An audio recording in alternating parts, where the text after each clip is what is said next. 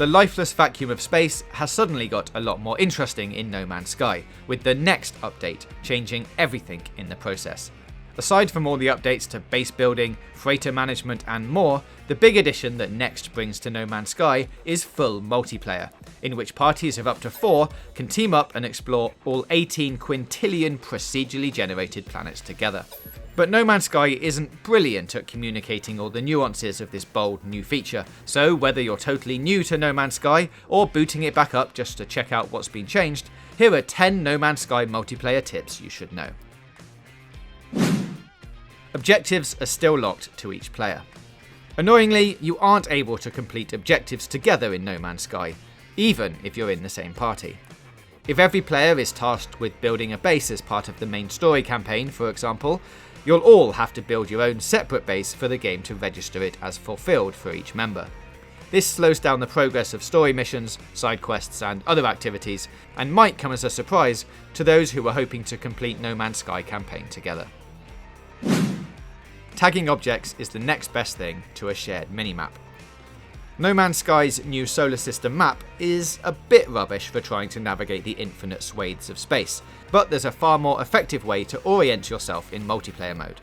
See something in the distance worth investigating and want to bring it to the attention of your team, fire up your visor, aim directly at its location, and hold the tag button to pinpoint it on the radar at the top of the screen.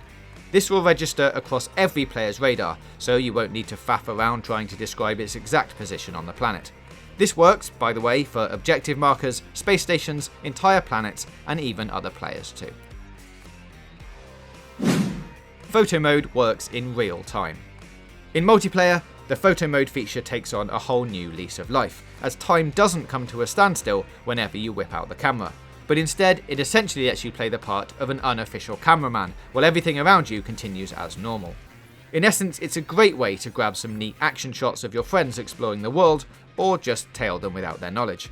And Hello Games has added a whole new suite of customization tools, so you'll never be lost for new ways to snap your buddies. Weather conditions aren't shared. It's unclear whether this is intentional or an adverse side effect that Hello Games hasn't looked into yet, but dynamic weather in No Man's Sky isn't uniform to the entire team. One friend could be walking right beside you, experiencing the worst ice storm imaginable, while you're enjoying a totally harmless stroll in the sun. Sometimes there appears to be a delay where one player experiences a weather effect first before it eventually transfers to the next poor space tourist, but at other times changes to the climate appear to be completely isolated to each person. Why does that matter?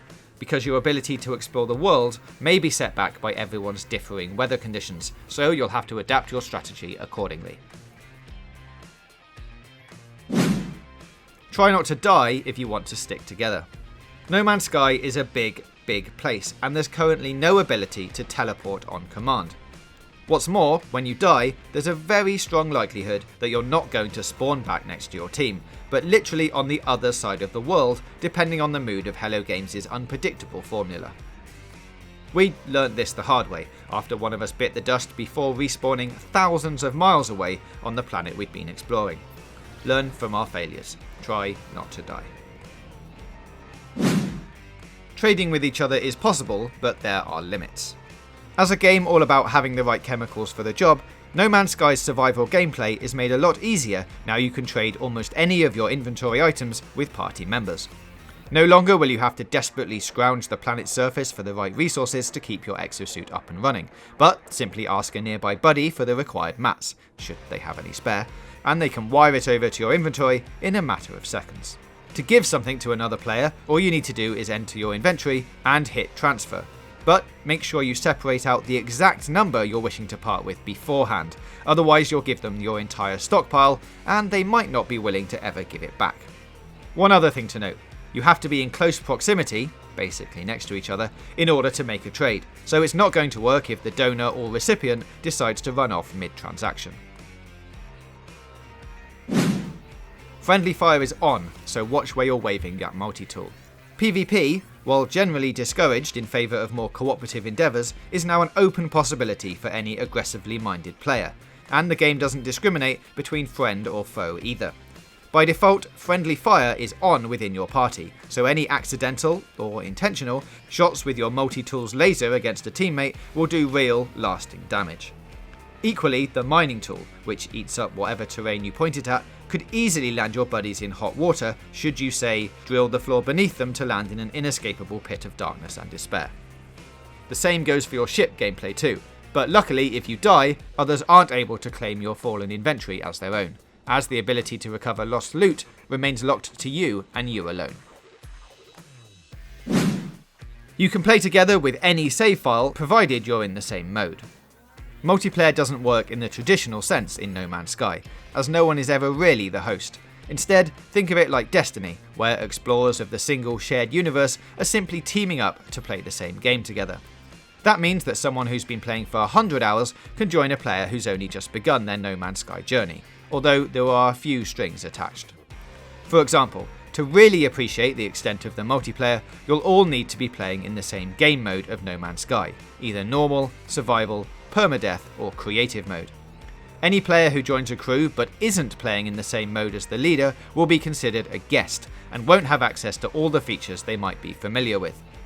Otherwise, any progress you make in multiplayer will transfer over to single player and vice versa, so you don't have to worry about missing out on anything. Anyone can board your freighter, but starships are off limits.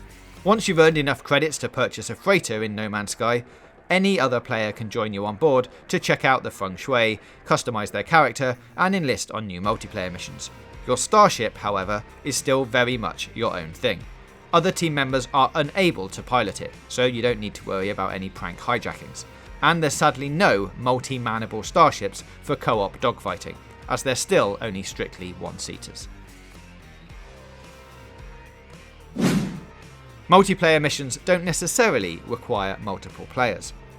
The aforementioned multiplayer missions are newly designed challenges that, like much of No Man's Sky, are fairly simple, story-light objectives which make use of the game's exploration focus.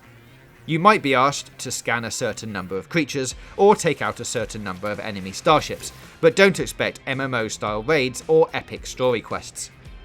What's more, these multiplayer missions aren't actually exclusive to multiplayer. Any solo spacefarer is also able to take them on in solo mode.